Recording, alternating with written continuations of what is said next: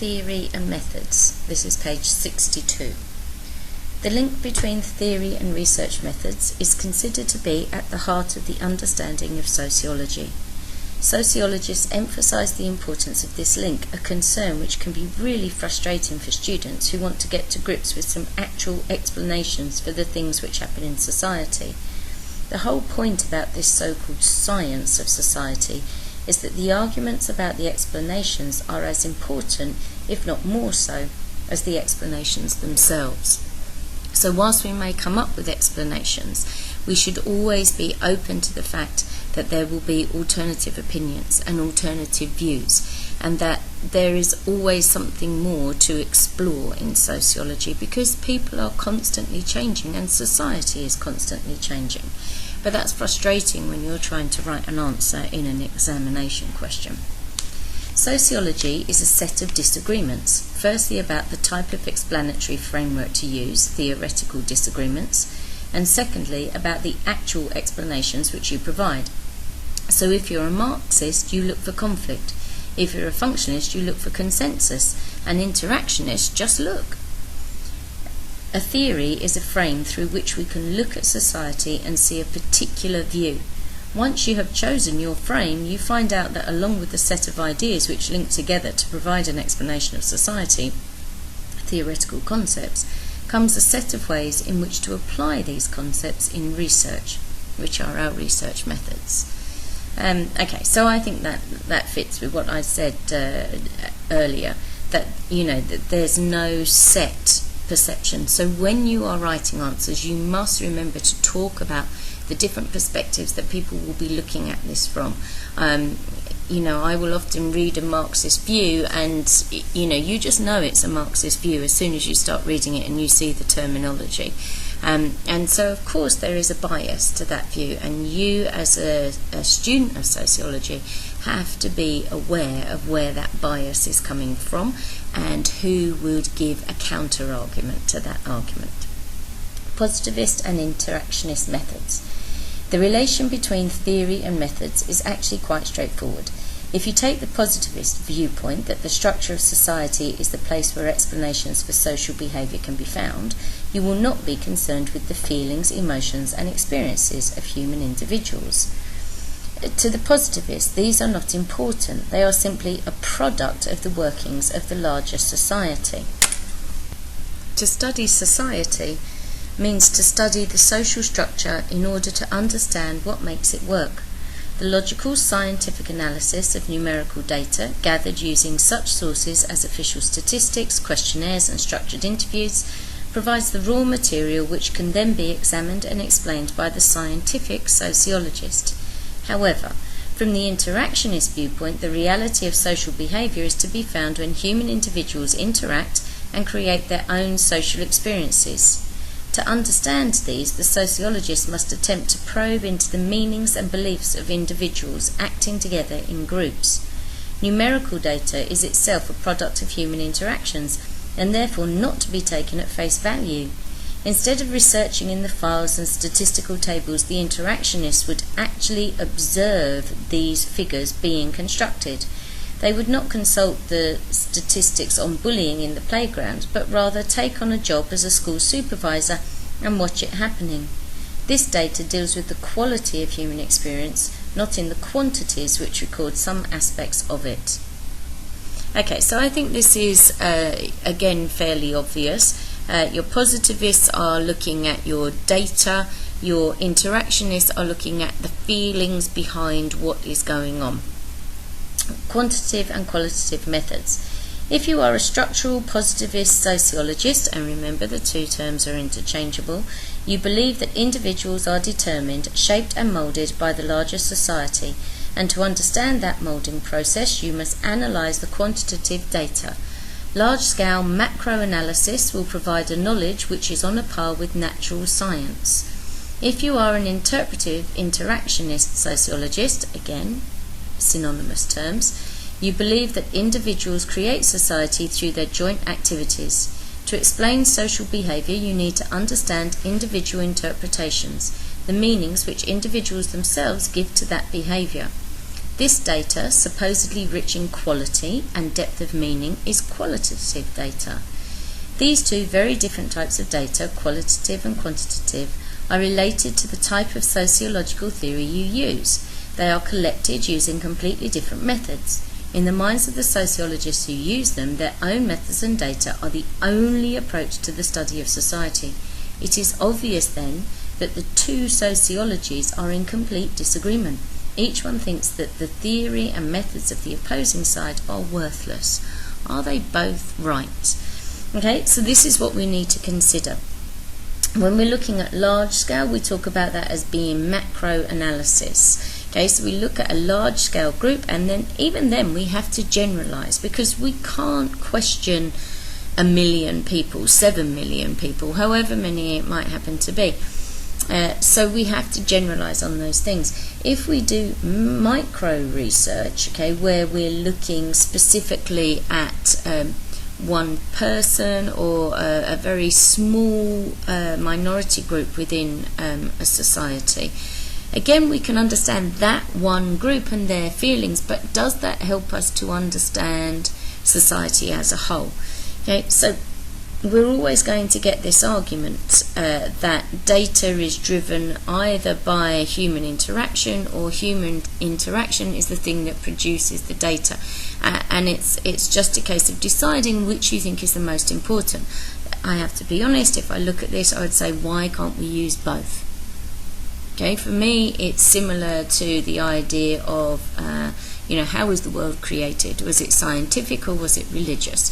At the end of the day, why can't you be scientific and religious, or religious and scientific? To me, that's not a problem.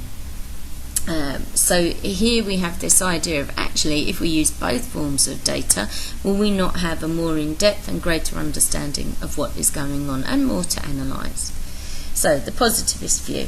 From the positivist view, the starting point of interactionism is wrong.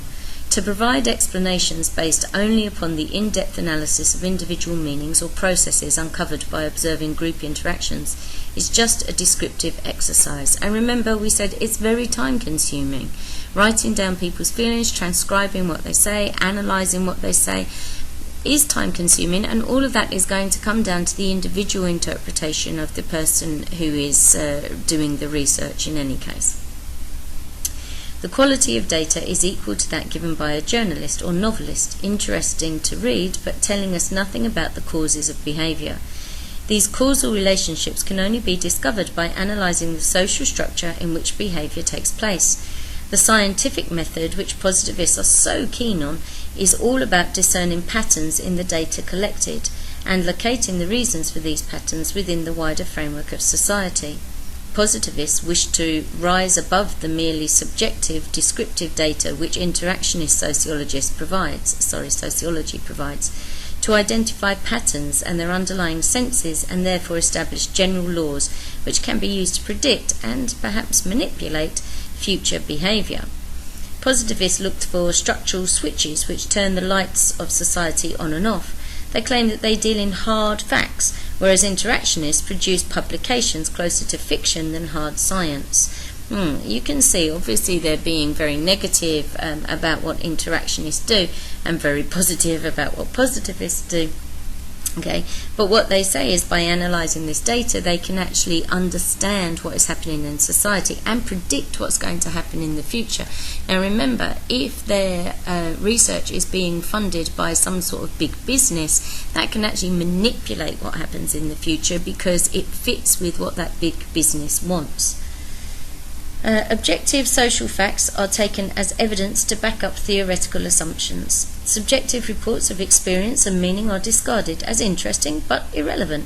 Positivists believe that it is pointless to rely on reported experiences because the people involved are not aware of the extent to which their lives and actions are influenced by constraining factors within the social structure. Okay, so sometimes, people don't understand the world around them and how much it is controlling the things that they do. The interactionist view. On the other hand, the interactionists are critical of the positivist stress upon social facts. To base all of your explanations upon official statistics or questionnaires, the interactionists say, is to ignore the ways in which this type of data is constructed. That is, by human beings who bring their interpretations and meaning systems to bear upon the very construction of the so-called facts. Okay, so you can see that obviously they're going to criticise each other. If this hard evidence is created by humans who use their own experiences and feelings in the process, then the starting point for analysis has to be in that process. To ignore the human factor is to provide false explanations. A classic example here is inevitably suicide. Durkheim's analysis of the official statistics is regarded by positivists as a masterpiece of sociological inquiry. Durkheim argues that rigorous analysis and comparison of the official suicide statistics provides social facts, but according to interactionism, they are social facts compiled by humans, doctors, coroners, the police, and the families and friends of the dead person, who all have an axe to grind. Taking these official statistics at face value, they argue, is to ignore the interactive processes which contribute to their creation. Okay, and it's all very well asking the people around what they thought, because their personal feelings are going to come into it, but you can't ask the person who's committed suicide. Even if you read their suicide note, they're in an emotional state when it's written, so how accurate is it? Positivists claim that examining human interactions in micro detail is not proof in the scientific sense. Each study is merely descriptive because the sample is small and unrepresentative. No generalizations can be made, and therefore no laws established. According to interactionists, positivist methods which attempt to apply science to the study of society are inappropriate because people do not react like substances in the natural sciences. People react, reflect on their own behaviour, have awareness and consciousness of their existence, and therefore explanations for the patterns of their lives can never be found using the cold, objective approach of the scientists. Okay, so yes, this is the idea. As we talked about before, a human is not going to necessarily react the same way to the same stimulus if you do it on different days. They may be in a different mood, and therefore that changes them. They may have therefore experienced it, so the next time they're more wary and they respond in a different way. If you ask someone how they feel about an event immediately afterwards, and then ask them 3 weeks later and then a year later, their perspective will have changed again, because they will have had different experiences, they will have thought things through a little more, other things will have come in that they then think, oh, well, maybe that happened for a good reason, and so everything will change. So you have to be really careful with this, and you can't have that cold objectivity that scientists would demand. So, research methods and ethical responsibility. In the same way that it is difficult to find a research method that can meet all the requirements of reliability and validity, so too it is unlikely that a research method can be used that meets the ethical approval of all sociologists, regardless of how successful that method is in meeting its stated aim. Okay, so ethics is always going to be a problem because you're dealing with human beings. Two key issues here concern power and truth. Quantitative methods have been criticised by many, particularly critical theorists, for placing all control in the hands of the researcher and rendering powerless those who are being researched. This is clearly the case with experiments, but similar claims have been made for questionnaires and structured interviews. The latter have been characterised by some feminists as representing a masculine rape model of research, in that it is carried out anonymously and quickly. The respondent is relatively powerless, is forced into certain options, and has no control over any outcomes. I'm not so sure about using that type of terminology, which is obviously emotive, but you can see where they are coming from. Of course, the question has to be then, so what methods do you use to find out and understand about these areas of society? Equally, observation techniques, particularly covert ones, have been highlighted for the deception involved in hiding an identity and giving those observed no knowledge of the uses to which that research has been put, until they discover detailed accounts of their lives appearing in print, written by someone who, until only recently, had been masquerading as a friend. This can also be seen as a power issue when it is considered that most observation studies are of relatively powerless deviant groups. Conversely, very few attempts have been made to undertake covert participant observation of corruption and fraud within ruling groups, for example, a multinational company board or the upper reaches of elite groups or the judiciary. Of course, those areas are much more difficult to get into to be able to conduct that type of research.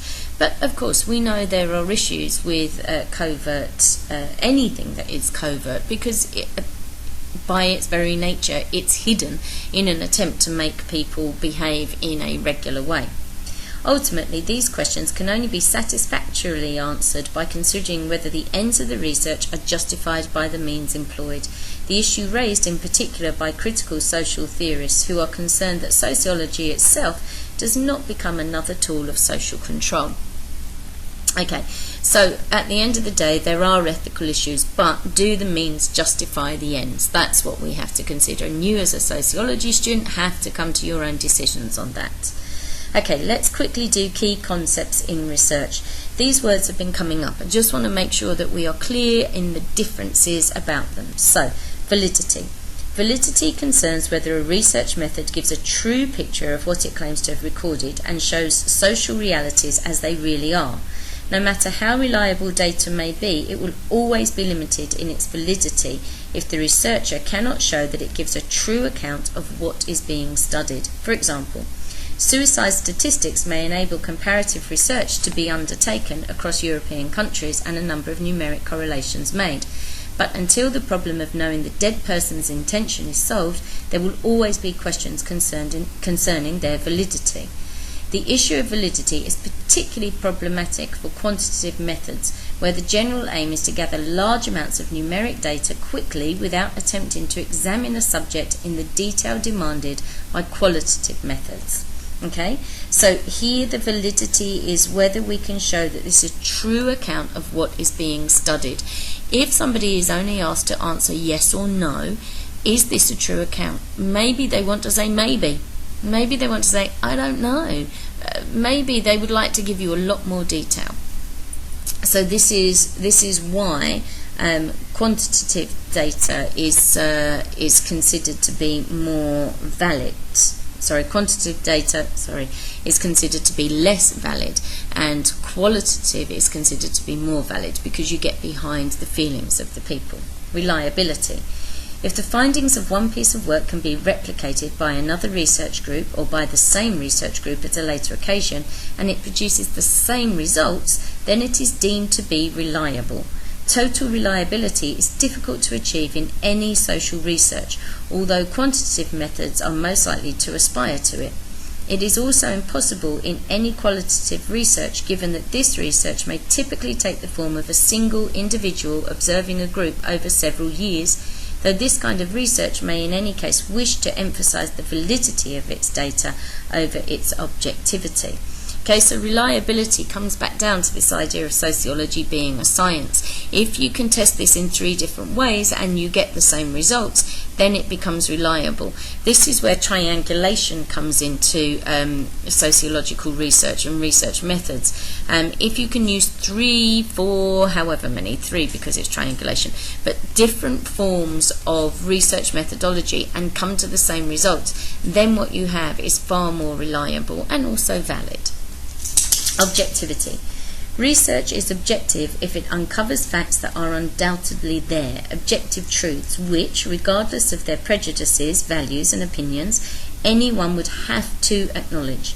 It ceases to be objective when researchers choose to ignore discoveries which may contradict what they expected to find, or refuse to admit detail which may falsify their hypothesis. And we talked about this earlier. We know these things will happen.